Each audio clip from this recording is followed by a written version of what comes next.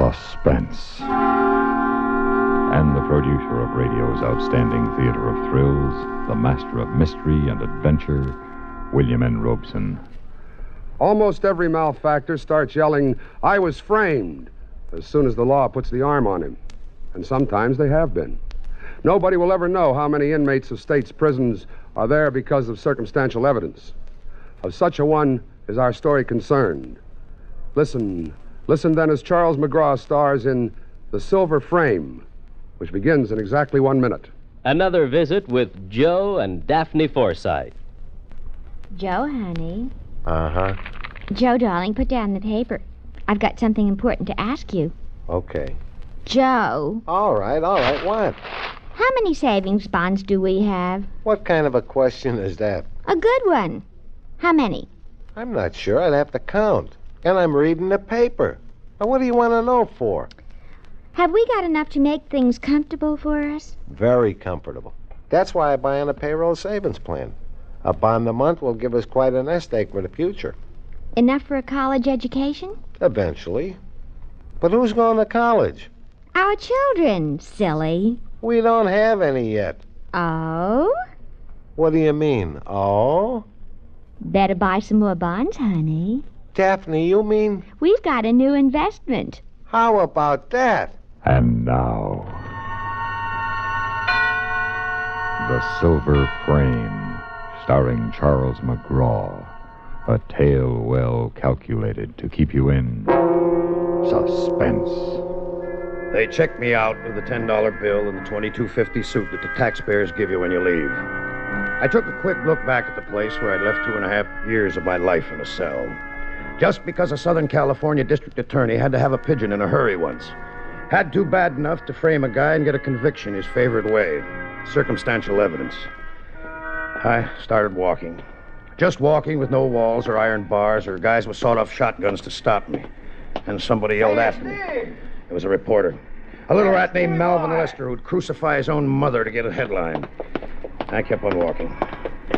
Steve, wait a minute. I got nothing to say to you, or the crummy rag you work for, or the morons that read it. All right. Can't you let bygones be bygones? I'm just a guy working for a living. Beat it. All right. So you got nothing to say to me? So, what do you say to $1,000? What about $1,000? So, you say you were framed. How'd you like to get even? With who? The district attorney? All those wise guys down there in L.A. How'd you like to frame them for a change? For that I get $1,000? Sure. That's what I'm telling you. Come on, let you buy me a drink.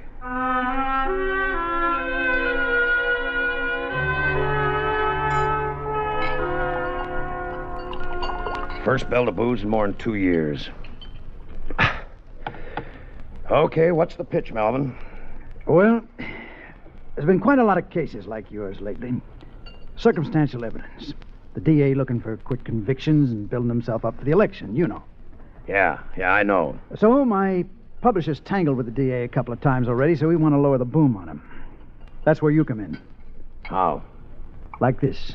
There's a dame, see? What dame? Well, that's all arranged. You pay her a little social visit, see? You cut yourself a little with a butcher knife or something, and there's blood, she screams, you beat it. But you leave your hat and your driver's license. I don't have one. So we'll get you one. The neighbors hear the scream. They see your car driving out the driveway. They call the cops. Now, the cops don't find the body, of course, but they find blood in your car. Yeah, go on. They pinch you, and you tell a straight story. The blood is an accident. Then you had a quarrel, and she started to yell, and you left. But they don't believe you. They book you on suspicion of murder, and we play it up big. Cops picking on ex-con, you know, that angle. You sweat it out, and you clam up. And what happens to the dame? 2 days later, the dame comes back from Palm Springs, and we splash it all over the front page. Her story, your story, circumstantial evidence, again. We bring up all the other cases. We just keep right after them. In a week, the DA don't even dare show his face on the street. He's dead. Finished. Well, how do you like it? I like it. Okay, kid. You're in. Well, what about the dough? Half now, half when we spring you. Okay? $1,000 and the DA thrown in. Okay. Lester paid my way down to L.A., bought me a new outfit and a hat with my monogram and the sweatband. He rented me a car and checked me into a hotel. While I was soaking in the tub, he went over to his boss office, the big shot publisher, L.B. Rawson, brought back 5 bills and the dame's name and address. It turned out to be a beach house at Malibu. This was the first surprise. I sort of expected it to be some third-rate downtown hotel. But the big surprise came when the front door opened. Mr. Gates? Well, that's right. Are you Miss Fox? Yes. Won't you come in? Thanks. What's the matter, Mr. Gates? You look a little startled. Maybe I am. Why? Well, I hadn't expected you to be so... So what? Attractive is a polite word for it, I guess. Why, aren't you used to meeting attractive women, Mr. Gates? Not where I've been for the past few years. Oh, of course, I'd forgotten. Can I make you a drink? Oh, thanks. Why is it you always expect that anyone who's been in prison will be lantern-jawed and have a scar on his face or something? To tell you the truth, I'm a little startled myself. Quite a layout you have here. It is nice, isn't it? Yeah, right over the ocean. Uh-huh. Look here at this window. You know, from this window, when the tide is in, you can actually dive into 30 feet of water. I've done it. That I'd like to see. Would you? By the way, what's your first name? Steve. What's yours? Silver. Silver? What? Oh, I get it. Silver Fox. Cute. It's my real name, too. One of Dad's ideas. Oh, he was a character. Yeah, I'll bet. And I'm another, huh? What? Come on. What's this all about? What's the angle? Well, didn't they tell you? Oh, sure. They told me. But they didn't tell me anything about a dame living in a $50,000 beach house with $1,000 of clothes on her back. Steve, you're hurting my arm. Talk. I'm doing this job for a lousy grand, about what your kind would spend on a weekend in Las Vegas. Oh, no, come on. You're not in this for dough. You're in it for something else, and I'm going to find out what it is. Wait, you little... You were hurting me. Well, you didn't have to bite clear through my hand, did you? Well, anyway, now you won't have to lie about our having a quarrel, will you? Oh, it's bleeding. Here, I'll get something. Never mind that. Just talk. All right, Steve. I am doing it for the money, really. What about all this? The house is rented for only a month, and the clothes go back to Western costume. Oh. Steve, you hurt me. I'm sorry. You know what my father used to say when I was a little girl? The character? Uh-huh. He'd say, I'll kiss it and make it all well. Like this? Uh-huh. Like this.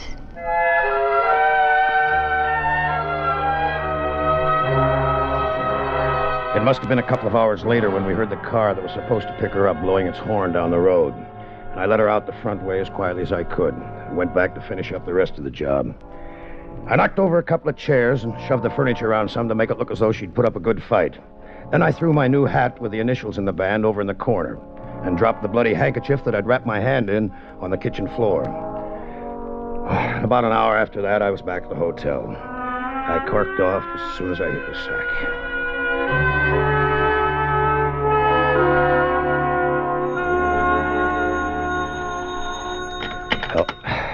Hello? Hello? Excuse me. I must have the wrong number. Oh, what number do you want? Excuse me. It was already dawn, so I got up a little later. I knew I was going to have a pretty busy day, and besides, I'd ordered all the morning papers, and I wanted to read about myself. When I opened the door to get him, there was a little guy standing out there. Oh, excuse me. I'm so sorry. That's all right. Excuse me. I looked after him for a second because his voice sounded exactly like the one who had wakened me on the phone. So what? I went back to bed with the papers. Sure enough, there it was, right on the front page, how a young woman, tentatively identified as Miss Silver Fox, had been murdered in a swank Malibu beach house, and how the police expected an arrest momentarily. And how the remains, charred almost beyond recognition, had been found in the incinerator. That's what it said, right there in black type. They'd found her body. I was still lying there, shaking and looking at the ceiling when the DA came for me. All right, Gates. Let's go downtown and talk it over.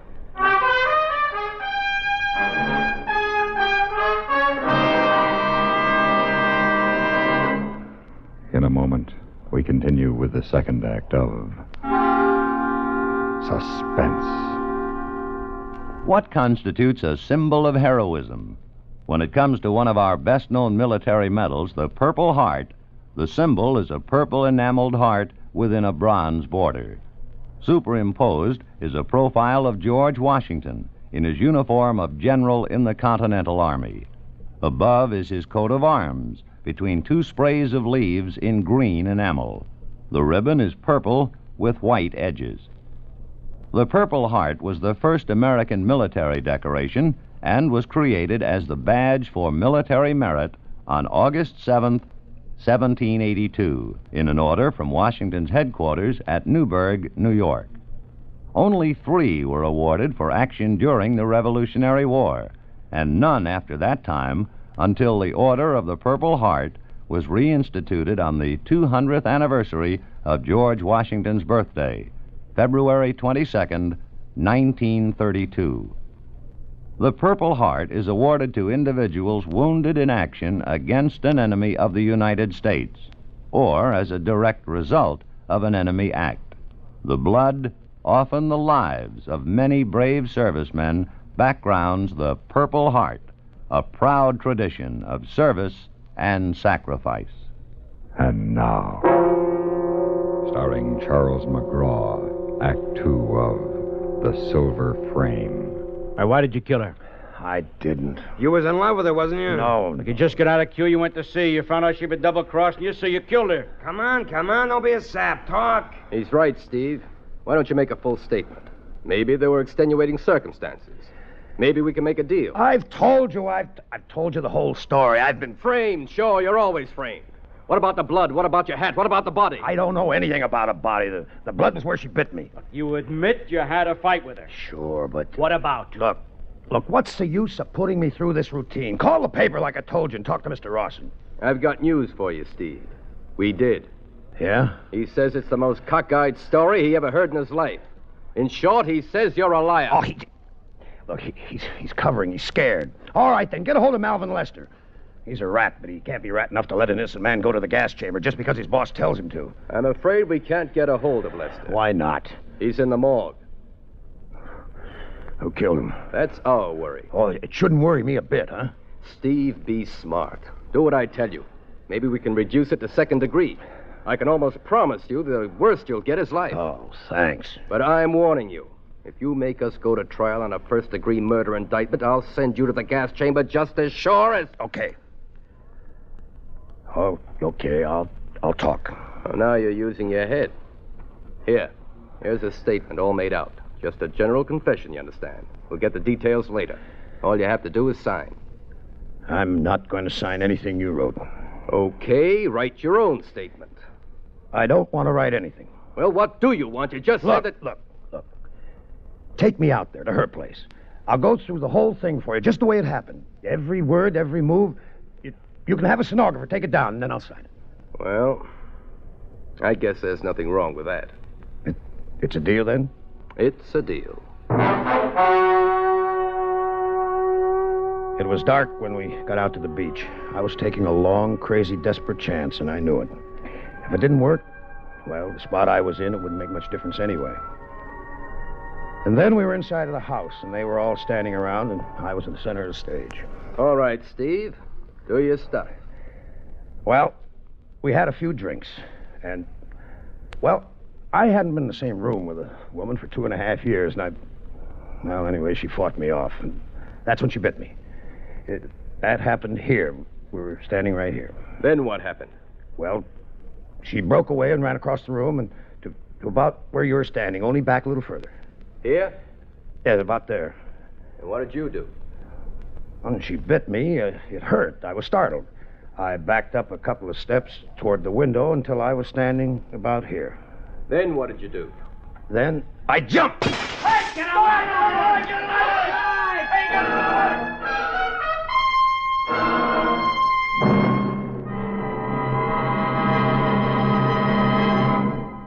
away! In just a moment, we continue with the third act of Suspense. Another visit with Joe and Daphne Forsythe. Okay, Daphne. The slides are all set. Turn off the lights. There. Oh, Joe, isn't that pretty? Where was that? That was Vale Pass on the Grand Divide. Remember how hard the wind blew? I certainly do, and it was cold, too. Next time we go on a vacation, let's get an earlier start. Well, we saved money by waiting till fall. Remember this one? Oh, sure. That's Zion National Park. Oh, it was lovely. We sure had a lot of fun on that trip. Was worth the money. It was a good investment, all right. Almost as good as savings bonds. There you go again. Well, I just can't get over how good a bargain they are. We women like bargains, you know. Oh, I know that. And $4 back for every 3 invested is a pretty good bargain. Right. Oh, was that where I fed the bear? Yeah, that's Yosemite. We were lucky the bears weren't already in hibernation. How do they live when they hibernate? On fat they store up during the warm months. Just like savings bonds. Huh? Well, you buy a saving bond a month, right? Yeah. And it's a great way to save, the way those bonds rack up interest, right? Right. So we're just like the bears.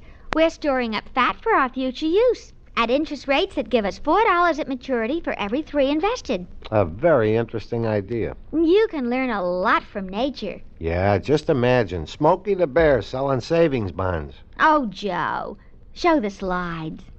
And now, starring Charles McGraw, Act 3 of The Silver Frame.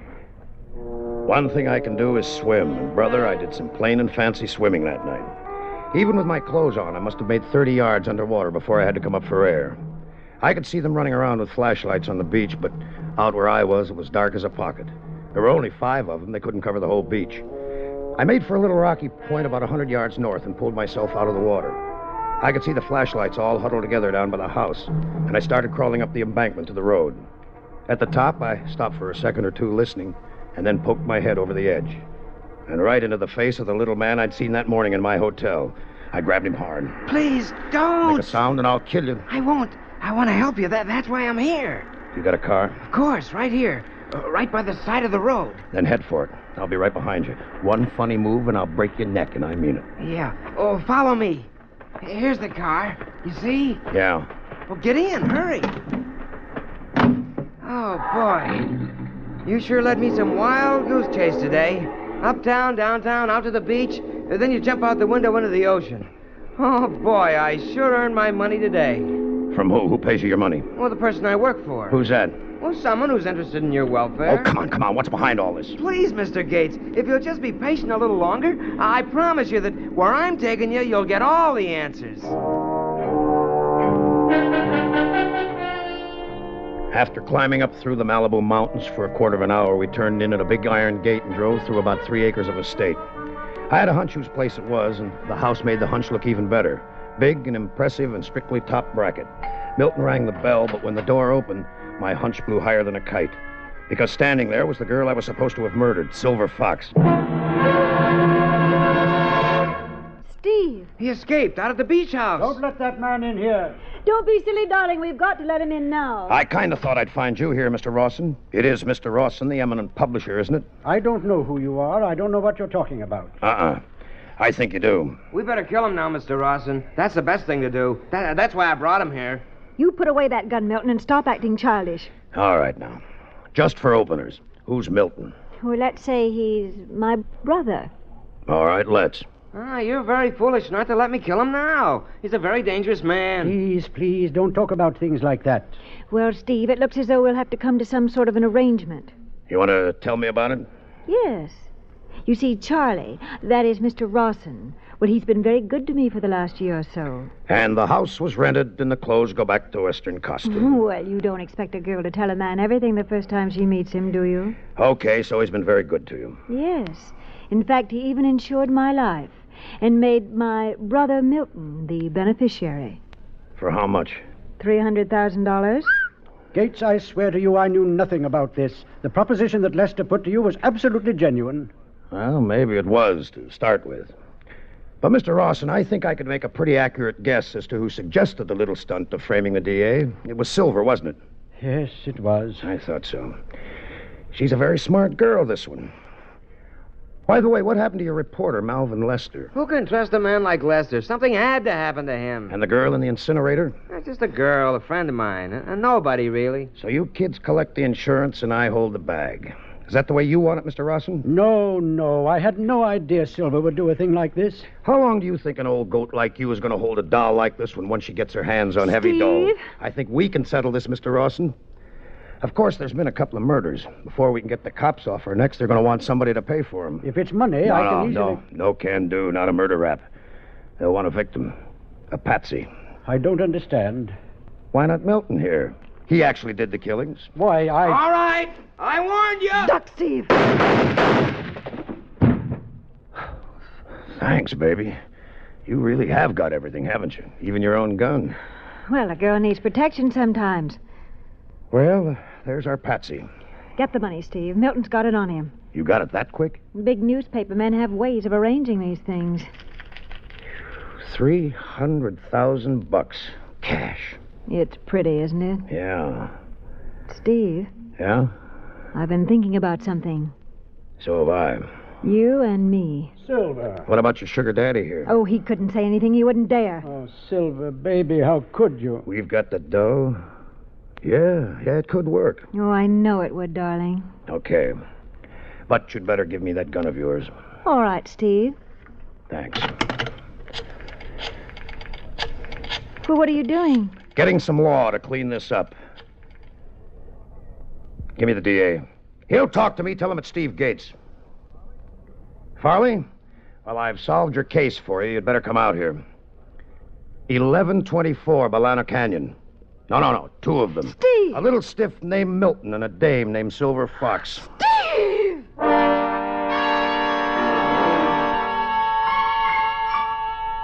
I got drunk the night she went to the gas chamber, but I couldn't get drunk enough. I heard all the reports on the radio. And you know the funny thing? Right up to the last minute, she was still saying she'd been framed.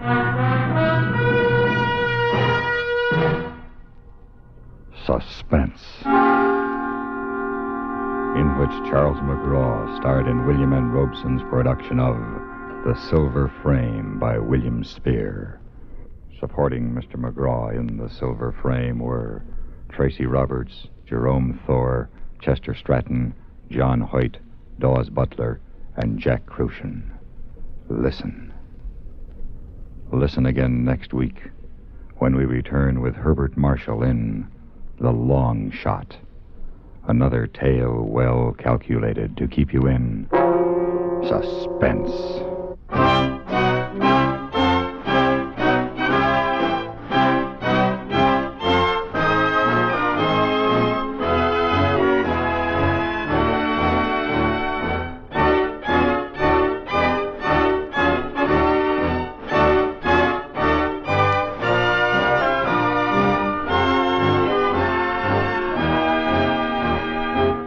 Suspense has been brought to you through the worldwide facilities of the United States Armed Forces Radio and Television Service.